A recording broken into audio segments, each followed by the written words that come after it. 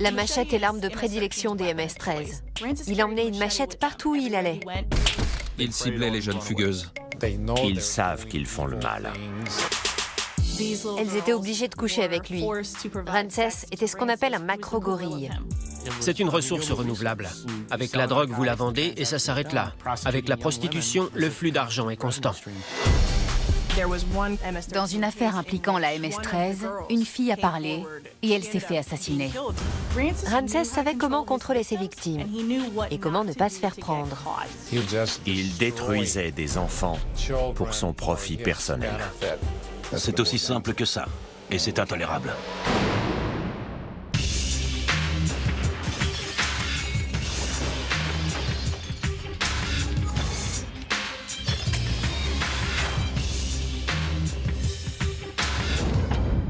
Aujourd'hui, dans les Diables de l'Amérique, Ramsès Ulisses Amaya, marchand d'esclaves moderne. Avril 2007. Un homme armé fait un massacre à Blacksburg, en Virginie. Sa cible, le campus de l'Institut Polytechnique et Université d'État de Virginie. Apparemment, 2 fusillades distinctes auraient eu lieu à 2 heures d'intervalle. Le tueur est un étudiant à qui l'on avait diagnostiqué une maladie mentale. Malgré cela, il a été autorisé à acheter des armes semi-automatiques. Vous avez vandalisé mon cœur, violé mon âme et brûlé ma conscience. 32 personnes sont tuées et 17 autres sont blessées. Le monde entier est sous le choc. Quelques semaines plus tard, une autre fusillade a lieu en plein jour, à seulement une trentaine de kilomètres du campus. C'était la fête mexicaine du Cinco de Mayo en 2007. C'est arrivé dans l'après-midi et il y avait beaucoup de gens dehors. Mais comme souvent dans ce genre d'affaires, personne n'a rien vu. Tout part d'une dispute entre membres de gangs rivaux, dans un bar d'un centre commercial de Fairfax.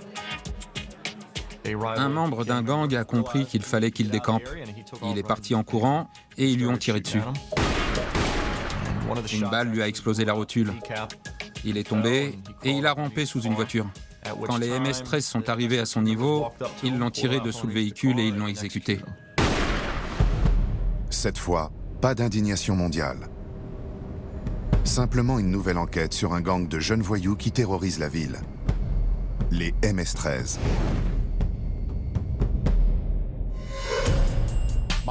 Mara est un mot d'argot salvadorien. Il signifie gang. Salvatrucha était le nom d'un groupe de guérilleros pendant la guerre civile du Salvador. Le 13, le nombre qu'ils utilisent, c'est pour la 13e lettre de l'alphabet. Le 13 rend hommage à la mafia mexicaine, parce qu'en gros, c'est elle qui supervise les gangs latinos de Californie du Sud. On la surnomme la M, M en espagnol, et c'est la 13e lettre de l'alphabet. La MS-13 est un gang ultra-violent. Elle est présente dans de nombreux pays et fortement implantée autour de la capitale américaine. La région de Washington possède la 2e plus grande communauté centra-américaine du pays. On y retrouve des aspects formidables de cette culture et de cette population, mais aussi des mauvais. Ces individus viennent parce que des membres de leur famille ou des amis sont établis ici, parce qu'il y a déjà un réseau dont ils peuvent profiter, un système d'entraide. À l'époque, à Fairfax, tous les crimes impliquant la MS-13 aiguillent les autorités vers le même suspect. Un gangster entouré de compagnons loyaux est doté d'un casier judiciaire long comme le bras malgré son jeune âge, à peine 20 ans. Un de ses surnoms, Murder, meurtre. Son vrai nom est Ramsès Ulisses Amaya. Il était surnommé Blue ou Murder. Il préférait Blue à Murder. Blue faisait référence au Salvador, dont les couleurs sont le bleu et le blanc. Ce surnom marquait son respect et son amour pour le pays dont sa famille était originaire. Il était très fier de son héritage salvadorien. En revanche, ses propres agissements ne font la fierté de personne.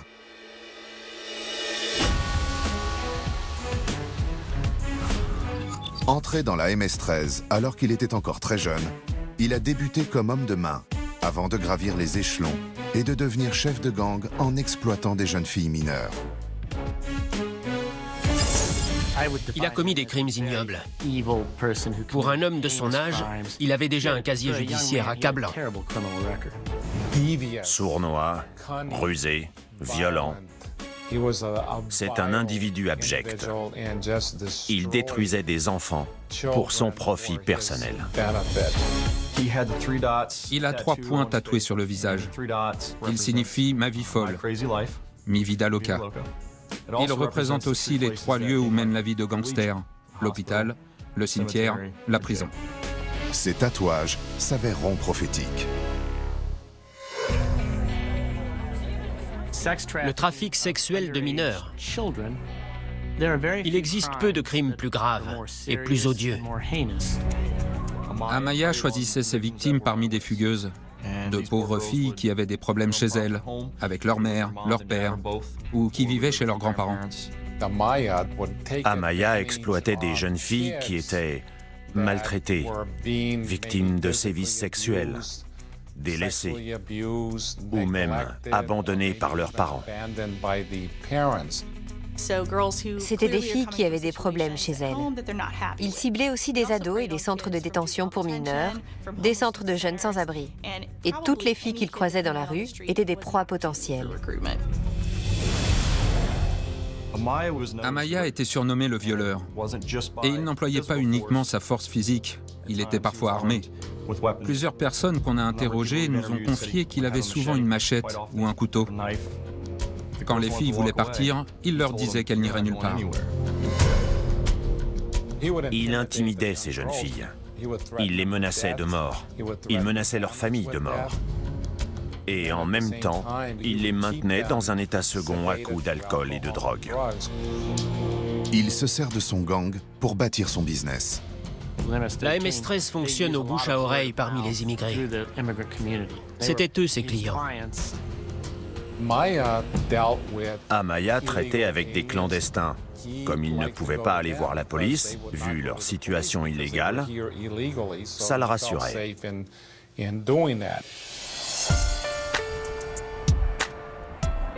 L'argent que son équipe et lui empochent est réinvesti dans la drogue et l'alcool.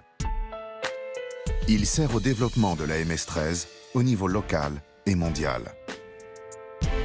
La MS-13 est le plus important gang transnational du nord de la Virginie et de l'aire métropolitaine de Washington. Ils sont très présents ici, mais aussi dans tout le pays et à l'étranger.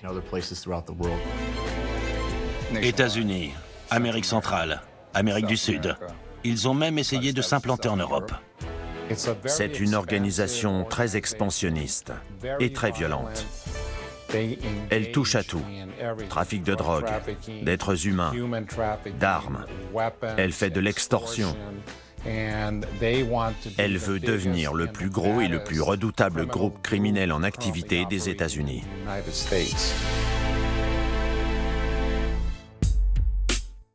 En 2008, Ramsès Amaya était en train de gravir les échelons. Il était dévoué au gang.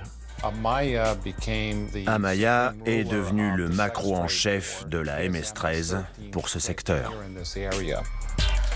Les autorités savent très bien qui il est. Blue a passé sa vie à entrer et sortir de prison.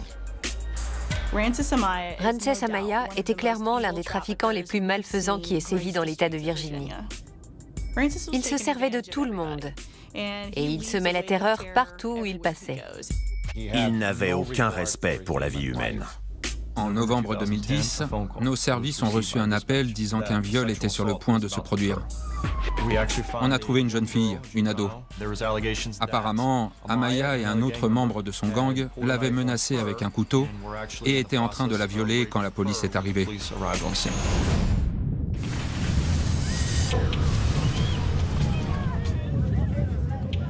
13 janvier 2001, un gigantesque séisme frappe le Salvador. La secousse se fait ressentir de Mexico jusqu'en Colombie.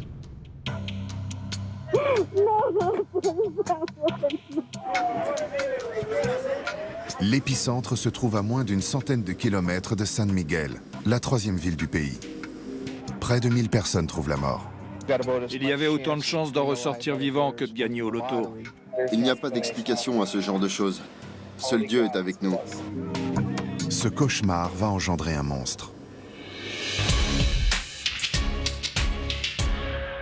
Amaya était un fou furieux, un gros bras. Je me souviens que même au sein de son gang, il y en avait un qui l'appelait le gros violeur. Ramsès Ulisses Amaya est né aux États-Unis. Mais quand ses parents se séparent, alors qu'il est encore enfant, il est envoyé à San Miguel, au Salvador. Mais 3 mois avant son 13e anniversaire, le tremblement de terre de 2001 bouleverse totalement la vie de la ville.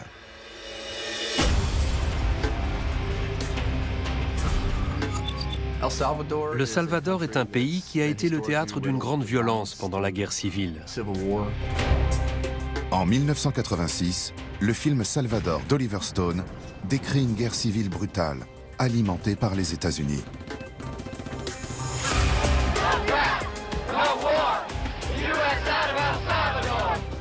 Ils manifestent contre l'intervention américaine au Salvador et contre la guerre en général. D'abord sous la présidence de Jimmy Carter, puis sous l'administration Reagan, les États-Unis fournissent en argent et en armes le gouvernement soutenu par l'armée, afin de l'aider à combattre la guérilla de gauche. Dans les guerres civiles, la violence touche l'ensemble de la population. Les citoyens du Salvador sont désensibilisés à la violence. Ce à quoi ils ont été exposés là-bas, ils l'amènent ici. La paix est signée en 1992. Mais ce conflit a donné naissance à l'un des gangs les plus violents du monde, la MS-13. Près d'1 million de Salvadoriens ont fui leur pays dans les années 80. Beaucoup se sont installés à Los Angeles. Ce n'était qu'une bande de gosses. Leur famille avait quitté le Salvador pour fuir les troubles et la guerre civile. Elles étaient venues vivre à Los Angeles et ces jeunes ont fondé les Mara Stoners. Mara signifie gang en argot. Rampart, Pico Union, c'est dans ces quartiers que les MS Stoners se sont développés et se sont imposés comme gang. C'était des gamins qui aimaient le heavy metal et qui fumaient de l'herbe quand ils faisaient la fête. Alors que Ramsès Amaya n'est encore qu'un petit garçon de San Miguel, les MS-13 sont déjà légendaires. Le plus triste, quand je suis arrivé au Salvador, ça a été de voir certains de ces enfants tout heureux. Et derrière eux, il y avait des graffitis de la MS-13. Arrivé à un certain âge, on ne parle pas de 15 ou 16 ans, non, on parle de 8 ou 9 ans. Ils n'auront pas d'autre choix que de devenir des MS-13. Pour eux, ce n'est rien de voir un mort ou d'être mêlé à un meurtre. Certains commettent leur premier meurtre à 9 ans. Ramsès Amaya aurait tenté d'intégrer les MS-13 à 10 ans. Mais ce n'est qu'à 13 ans, une fois revenu aux États-Unis, que son vœu a été exaucé. Le nombre 13 marquera toute sa vie. En guise de rite initiatique, les MS-13 organisent ce qu'ils appellent une bastonnade. On devient MS-13 après une période d'essai. On traîne avec les membres du gang et s'ils estiment qu'on s'est comporté comme il faut et qu'on est digne de confiance, ils proposent une intégration au sein du gang. On vous castagne pendant 13 secondes. Vous pouvez riposter, mais plus vous ripostez, plus on vous cogne. Alors vous prenez une raclée et voilà tout. Ramsès Amaya est admis au sein du gang et se fait tatouer 3 points à côté de chaque paupière. Ils adorent les tatouages. Ils aiment avoir l'air effrayant. La MS-13, c'est un peu le croque-mitaine. Tout le monde a peur du croque-mitaine. C'est un facteur d'intimidation. Ils savent qu'ils font le mal. Dans les quartiers où ils opèrent, les MS-13 sont le croque-mitaine et tout le monde a peur d'eux. C'est ça leur force. On a identifié leur présence dans presque chacun des 50 États. Dans certaines régions, ils sont mieux implantés que dans d'autres, notamment à Los Angeles, Boston, New York, Charlotte, Dallas et Washington. Ramsès Amaya vit à Fairfax, en Virginie, dans les environs de Washington, depuis que sa mère est venue s'y installer avec lui et son frère aîné. De nombreux Salvadoriens s'étaient établis dans l'aire métropolitaine de Washington, notamment dans le nord de la Virginie. Le nombre fait la force. Le gang le savait. Ils sont venus sur la côte Est et ils ont commencé à recruter. La communauté salvadorienne a pris de l'ampleur durant cette période, à cause du boom de la construction. Ils allaient là où il y avait du travail. Mais avec ces arrivées, c'est aussi l'activité criminelle de la MS-13 qui s'est développée. Amaya vivait avec sa mère et son frère. Et j'avais l'impression qu'on s'occupait de lui, que sa mère faisait du bon boulot. Je ne sais pas à quel moment ni pourquoi il a basculé. À l'intérieur de la MS-13, il y a des cliques, comme ils disent. Clicas en espagnol. Différentes cliques sont apparues, à différents endroits, avec des noms de rues. Il y en a des centaines. Elles existent depuis des années. On a lancé une enquête sur la clique des GLCS, les Guanacos Little Seicos Salvatruchos. Ils sont très liés à la région de San Miguel, au Salvador. À l'origine, ils faisaient du trafic d'armes. C'est ce qui les a fait apparaître sur nos radars. Il y avait des infractions à la législation sur les armes. Quelques rumeurs comme quoi ils faisaient du trafic de drogue. Les GLCS étaient la clique dominante. Mais à un moment donné, nos sources nous ont appris qu'elles étaient en train de se dissoudre, de devenir une autre clique. On n'a pas identifié de raison particulière à cela, si ce n'est que certains individus prenaient les commandes et que du coup c'était maintenant une nouvelle faction, les Guanacos Locotes Salvatrucha. Ramsés Amaya entre en scène. C'était la clique d'Amaya. Les autorités connaissent ce nom. Il a presque autant de condamnations à son actif que d'années passées sur Terre. J'ai été diplômé de l'Académie de police en décembre 1999 et j'ai débuté dans le quartier de Franconia. Amaya vivait tout près du poste de police. En 2002, il a été arrêté pour vol et agression d'un membre d'un gang rival à 2 pas de chez lui. Avec les autres policiers, on connaissait tous Ramsés Amaya. Mais il ne se doute pas de ce qu'il va devenir. It is incomprehensible that trafficking in human beings should be taking place in the 21st century. Ce sont des histoires qui vous déchirent le cœur. Des personnes innocentes se font exploiter d'une façon que nul n'ose imaginer. C'était un marchand d'esclaves moderne. Une fois qu'on a rejoint la MS-13, on ne peut plus en sortir. Leur devise, c'est du sang à l'entrée, du sang à la sortie. Le seul moyen d'arrêter, c'est de mourir ou de se faire assassiner. Et si vous partez avant, ils vous retrouveront et ils vous tueront.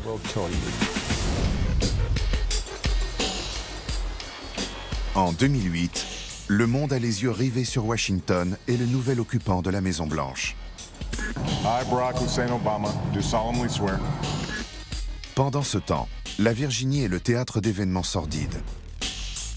La MS-13 monte en puissance et détruit des enfants.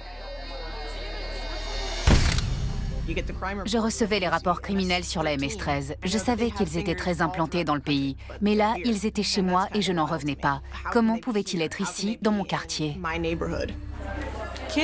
Par rapport à nous, il y a 20 ans, les jeunes d'aujourd'hui sont plus exposés à l'idée, véhiculée par les médias, les séries et les films, que les gangs sont puissants. Ça affecte leur capacité à faire le tri entre les fréquentations et les situations à risque et celles qui ne le sont pas. Et puis, il y a des filles qui sont attirées par les mauvais garçons. C'est parfois ce qui les fait tomber dans le piège. Dans la région du Grand Washington, le plus mauvais des garçons pourrait bien être un gangster connu sous le nom de Blue, le recruteur d'enfants de la MS-13.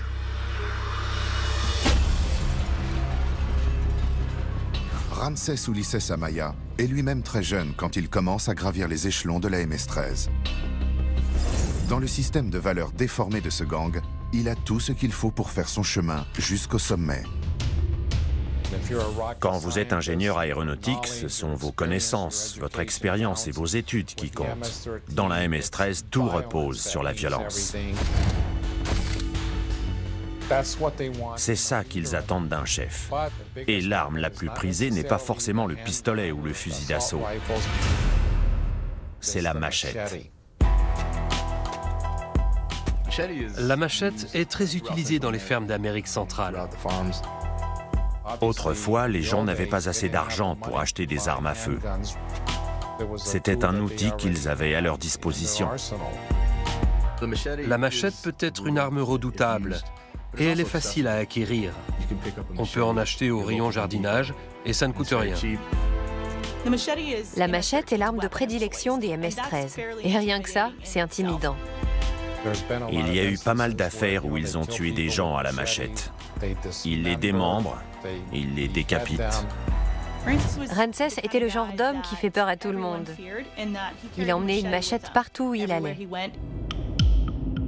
En 2010, à l'âge de 22 ans, Ramsès Amaya commence à tirer les ficelles au sein de sa clique. Chaque clique fixe le montant de sa cotisation. Parfois, elle se limite à $10 par mois. Chaque membre verse, disons, ces $10 et le chef de la clique en envoie la moitié au Salvador. Habituellement, les gangs se concentrent sur le trafic de drogue pour gagner de l'argent.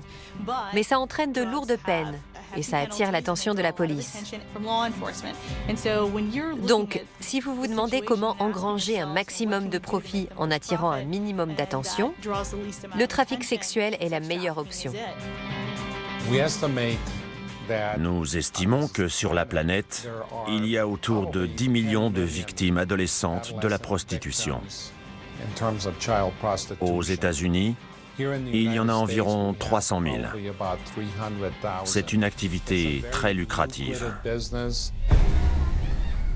Il est possible que Ramsès Amaya soit venu à cette activité pour subvenir aux besoins de ses propres filles. Il avait une petite amie, 2 jumelles qui venaient de naître, et aussi un beau-fils. Il avait un travail dans la journée, ce qui est typique des MS-13.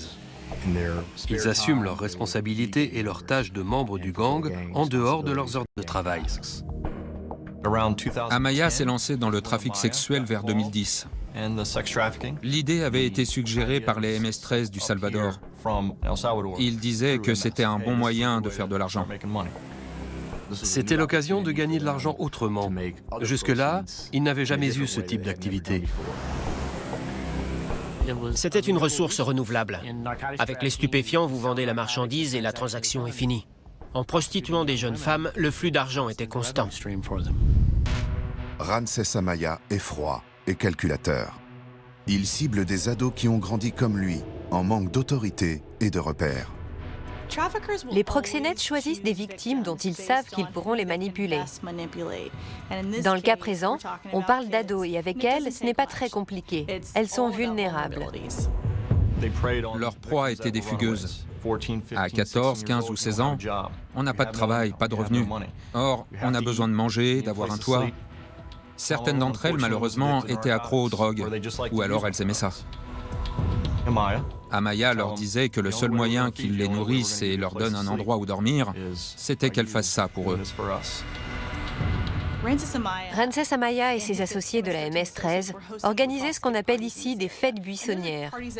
Elles ont lieu pendant les heures de cours. Elles sont organisées par des gangsters plus âgés que les élèves et il y a de l'alcool et de la drogue. Quand les filles sont saoulées et droguées, le gang en profite pour les tromper. T'aimes la bœuf? T'aimes la coke? Oui. Bon, eh ben on va te fournir en drogue, mais tu devras faire ça pour nous. Ramsès Amaya choisit ses clients parmi les clandestins.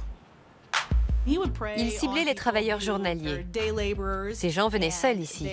Ils pensaient n'avoir aucun droit et du coup, ils ne risquaient pas d'aller voir la police si la fille semblait avoir 13 ou 14 ans. Ils n'allaient pas s'en mêler.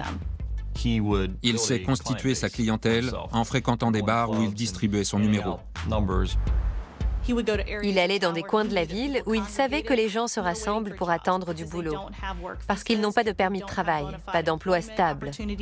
Du coup, n'importe qui peut venir et leur offrir n'importe quel service. Ils avaient des cartes de visite pour une entreprise de ménage, mais en les distribuant, ils expliquaient que c'était une façade et qu'il suffisait de les appeler pour qu'ils fournissent des jeunes filles. Ramsès était intelligent, dans le sens où il savait comment contrôler ses victimes, ses clients, et qu'il savait comment ne pas se faire prendre. Il fonctionnait à l'ancienne. Il s'en remettait surtout aux bouche à oreille. Il ne laissait pas de traces numériques, et ça complique la tâche des enquêteurs. Il ne laisse pas de traces physiques non plus. Il agit dans l'ombre. Malheureusement, ça se passait à l'arrière des voitures, dans des chambres d'hôtel. Il utilisait des hôtels miteux, où on ne pose pas de questions. Le rôle principal d'Amaya était de jouer les gros bras, avec les filles pour qu'elles ne fuient pas, mais aussi avec les clients. Sa machette peut frapper d'un côté comme de l'autre. Amaya se servait de la réputation de la MS-13 pour intimider les clients. Ils avaient intérêt à payer, sinon ils allaient le sentir passer. Et il intimidait aussi les jeunes filles en leur disant que si elles ne coopéraient pas, il tuerait leur famille. La grande différence entre la prostitution et le trafic sexuel, c'est que ces personnes sont totalement sous emprise. Les jeunes fugueuses deviennent les esclaves de la MS-13. Il faut bien voir que le monde de l'enfant est très petit. Quand il est dominé par le gang, il ne voit pas d'autre option. Il ne voit pas d'issue. Ils n'avaient pas de contact avec l'extérieur. Ils étaient très isolés. Ramsès Amaya et ses associés n'avaient pas de local. Ils roulaient en voiture avec une ou deux filles de quartier en quartier. Ils fonctionnaient sur appel. Ramsès gardait ses filles enfermées. Il restait avec elles à l'hôtel et les empêchait de s'enfuir. C'était ce qu'on appelle un macro-gorille. Il ne jouait pas sur la manipulation psychologique et sur l'illusion d'être leur petit copain. Il jouait sur sa capacité à terroriser et à contrôler ses victimes. Il était avec elles en permanence. Il surveillait tous leurs faits et gestes. Il propose des rapports illicites avec des mineurs dans tout le nord de la Virginie. Falls Church, Seven Corners, Culmore. Ils allaient à Alexandria, parfois jusqu'au comté de Prince William, et dans des villes comme Manassas. Partout où il y avait des clients et des appels, ils répondaient présents. Le client payait entre 80 et 100 $. Il faisait entre 8 et 10 clients par jour, 7 par semaine. Faites le calcul, ça grimpe très vite. Ils gagnaient de l'argent rapidement, avec un minimum d'efforts. Ils étaient confortablement installés dans la voiture, ils planifiaient les rendez-vous et faisaient la livraison. Ce faisant, Ramsès Amaya et son équipe détruisent des vies. Ce qui me fait dire qu'on est face au mal, c'est qu'ils cessent de voir les gens comme des êtres humains. Ils voient uniquement ces filles comme des choses qui leur appartiennent, parce que sinon, ils ne leur feraient pas ça. Ramsès leur disait « tu es à moi ». C'est horrible qu'une jeune ado entende ça en étant enfermée dans une chambre d'hôtel avec un homme armé d'une machette et en sachant qu'il a probablement raison. L'affaire Amaya est le parfait exemple de la façon dont fonctionne le trafic sexuel orchestré par des gangs, qu'il s'agisse de l'organisation, de la clientèle, du recrutement ou du contrôle des victimes. Blue envoie une grosse part de ses bénéfices au Salvador pour financer un gang international enraciné dans son pays d'origine. Il exploitait les personnes les plus vulnérables de la planète pour faire gagner de l'argent à la MS-13. Lui aussi empoche des bénéfices, de diverses manières. Le commerce du sexe lui a permis de gravir les échelons. Il s'en est servi pour devenir un chef.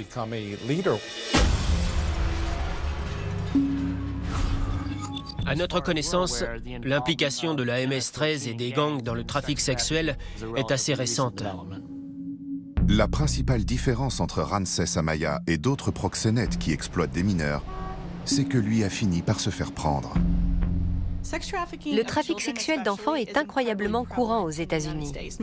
La plupart des gens l'ignorent, mais c'est un phénomène qui touche toutes les communautés. On s'imagine qu'en étant issu d'une famille aisée, on est à l'abri, parce qu'on est intouchable.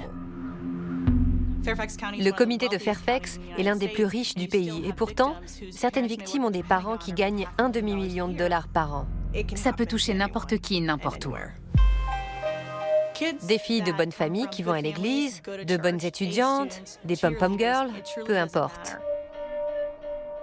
Les révolutions technologiques offrent un nouveau terrain de chasse aux trafiquants. Ils cherchent des filles qui, par exemple, vont publier « Je hais mes parents » ou « Je suis moche ». Tout le monde connaît ce genre de crise à l'adolescence, surtout au collège et au début du lycée. Elles sont le signe d'une insécurité encore plus profonde, le besoin d'être aimé et de recevoir de l'attention. C'est une corde sur laquelle il est facile de jouer. Et ce n'est pas très compliqué d'obtenir de ces jeunes qu'ils s'attachent. Une fois que l'attachement est là, Ramsès Amaya en tire profit pour l'argent, le pouvoir et pour son propre plaisir.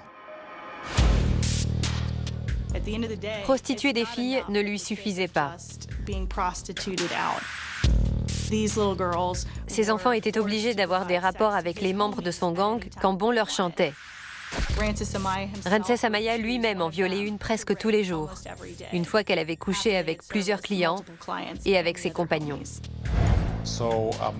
Amaya est devenu le patron du commerce de sexe dans la région. Sa chute va débuter par un coup du hasard. C'était en juillet 2009, je crois. C'est arrivé parce que 3 membres de la MS-13 ont racketté un macro du secteur. Ils avaient commandé une fille, mais ce n'était pas du trafic sexuel de mineurs. C'était une adulte. Les membres du gang se servent de la prostituée pour attirer son macro. Il opérait dans ce qu'ils estimaient être leur territoire. Alors ils devaient leur verser de l'argent. Le macro refuse. On dégaine. Il y a eu une bagarre et un des MS-13 a pris une balle. Ensuite, ils ont tiré sur le macro, ils l'ont poignardé et il est mort. La police s'oriente vers les suspects habituels. Des MS-13 du secteur, connus de ses services. Notre objectif était d'élucider ce meurtre.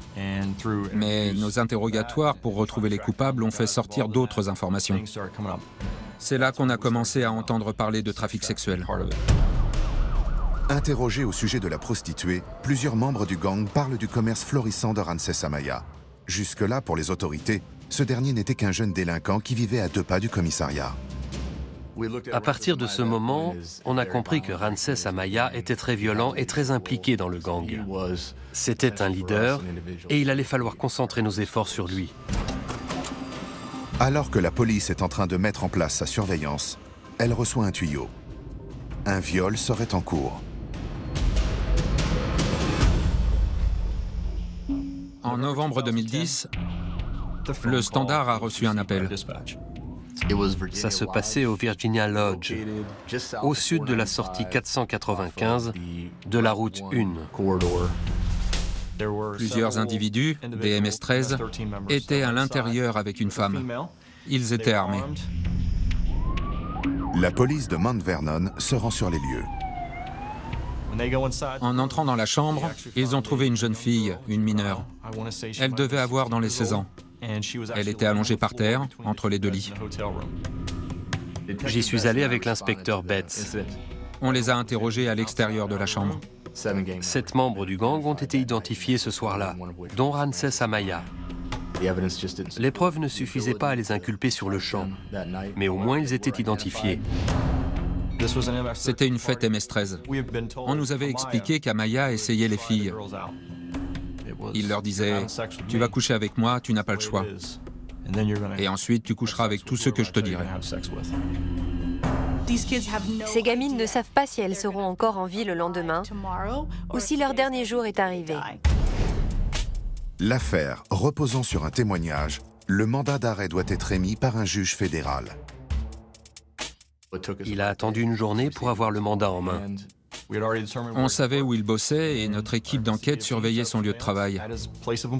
À la fin de la journée, quand il allait rejoindre son véhicule, c'est là qu'on devait l'approcher pour éviter qu'il s'enfuit. Ramsès Amaya n'oppose pas de résistance. Il était surnommé Murder et Blue.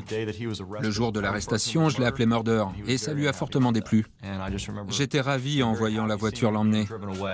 Je me disais qu'il ne referait plus jamais de mal à ses filles.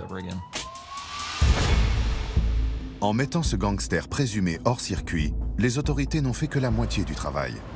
Maintenant, elles doivent trouver des témoins. Il est rare que les filles, les victimes, se manifestent d'elles-mêmes. Surtout des filles qui ont subi un lavage de cerveau. Ça prend beaucoup de temps de les convaincre de témoigner contre les gens qui les ont prostituées. C'est la première fois que des gens leur témoignent de l'attention. Ce sont des fugueuses, ce sont des personnes qui manquent de lien avec les autres. Plus ça fait longtemps que ça dure, plus il est difficile de les convaincre de parler de leur entourage ou de dire quoi que ce soit.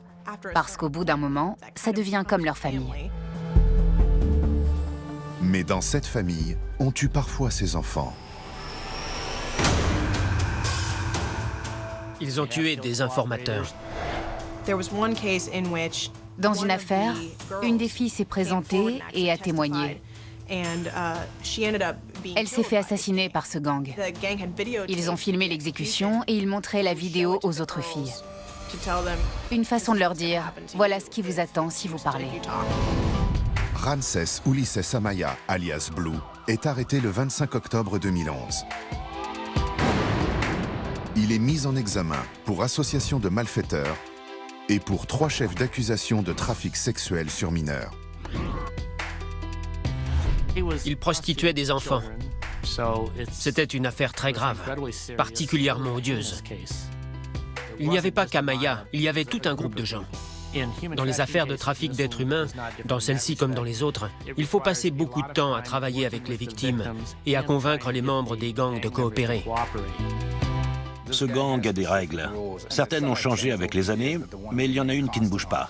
On ne parle pas à la police. Les victimes seront la clé de l'affaire. Dans une affaire de trafic sexuel, on préfère éviter de faire témoigner les victimes, parce que c'est un traumatisme en soi. Elles doivent revivre les événements dont elles essaient de se remettre. On se demande toujours si on ne peut pas obtenir le résultat escompté sans avoir à faire témoigner une fille de 14 ans au tribunal. Mais dans cette affaire, ce n'était pas possible. En 2001, Dennis Rivera, un membre de la MS-13 de Fairfax, est arrêté et inculpé du meurtre de Joaquim Diaz. Témoin dans l'affaire, Brenda Paz, 17 ans, est retrouvée poignardée à mort dans la rivière Shenandoah. Elle était enceinte de 4 mois. 2 autres membres de la MS-13 seront condamnés pour ce meurtre. Ça a refroidi d'autres témoins. La peur est l'un des principaux ennemis à combattre dans ce genre d'affaires. Les difficultés de l'accusation ne se limitent pas à la crainte de représailles. Dans certains cas, l'endoctrinement de la victime est si profond qu'elle ne veut pas donner d'informations susceptibles de mettre les trafiquants derrière les barreaux. Il faut les convaincre qu'il y a mieux pour elles. Ramsès Amaya pensait que les filles qu'il avait prostituées ne témoigneraient pas contre lui, ni les membres de son gang. Il comptait là-dessus. Mais avant même le début du procès, il s'avère qu'il se trompe. On a pu travailler en aval et commencer par s'occuper des sous-fifres, de façon à juger l'affaire du bas vers le haut. Notre stratégie a été d'inculper certains de ses complices. Notre espoir était que sous le poids des accusations portées contre eux, ils décideraient de collaborer à l'enquête. Le sujet central pour moi, c'était les viols. Et je ne parle pas d'une ou 2 filles. Il y avait de multiples victimes et de multiples témoins qui nous en parlaient. 2 membres du gang retournent leur veste et témoignent contre leur chef. Ils ont expliqué où allait l'argent, comment ils trouvaient ses clients. Ils nous ont fourni beaucoup d'éléments. À partir du moment où certains acteurs clés collaboraient, on savait qu'on avait fait le plus gros pour avoir Ramsès Amaya. Finalement, 3 victimes s'avèrent plus fortes que leurs tortionnaires et se présentent pour raconter leur histoire. C'est admirable que 3 de ces jeunes filles, qui ont subi des traumatismes que peu d'entre nous peuvent même imaginer, aient eu le courage de témoigner contre lui. Elles ne se sont pas contentées de déposer, elles lui ont fait face et elles ont livré les détails de ce qu'elles avaient vécu dans une salle remplie d'inconnus. Les victimes de ce trafic font partie des personnes les plus résilientes qu'on puisse connaître. Au bout du compte, les preuves sont accablantes. Ramsès Ulises Amaya, alias Blue, est déclaré coupable de toutes les accusations portées contre lui.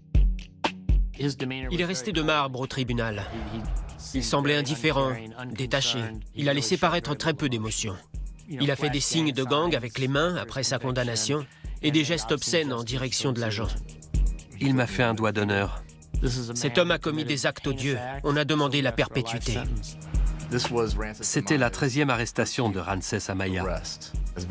C'était un sacré symbole qu'il soit inculpé et emprisonné lors de sa 13e confrontation officielle avec les autorités. Le verdict tombe le 30 mai 2012. Devant la cour, ses avocats invoquent l'éclatement de sa famille et son enfance au Salvador. Alors que l'accusation demande la perpétuité, la défense plaide pour une peine de 20 ans. Le juge le condamne à 50 ans de prison ferme.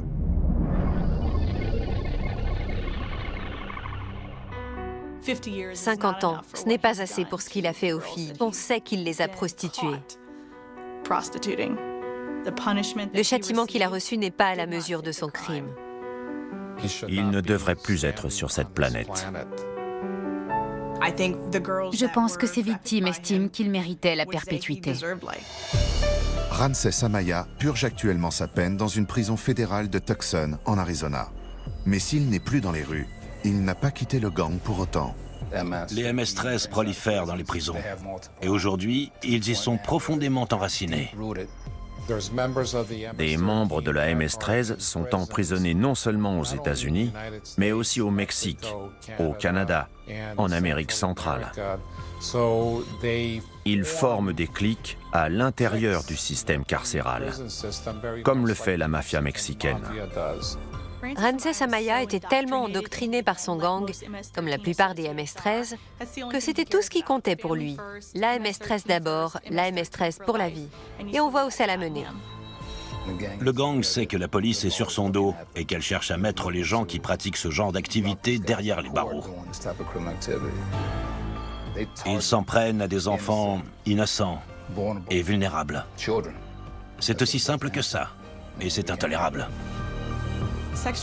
Le trafic sexuel est facile, discret, et les États commencent seulement à changer leur législation sur le sujet. Le fait que jusqu'ici, la Virginie n'ait pas adopté de loi plus stricte, c'est gênant.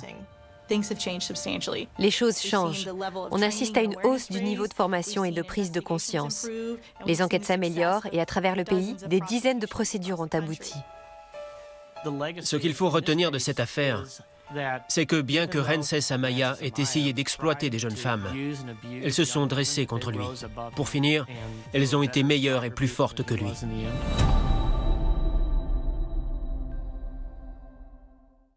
Votre soirée sur les chaînes Planète Plus. Sur Planète Plus, Crime Investigation. Sur Planète Plus, Aventure Expérience. Bonne soirée sur les chaînes Planète Plus.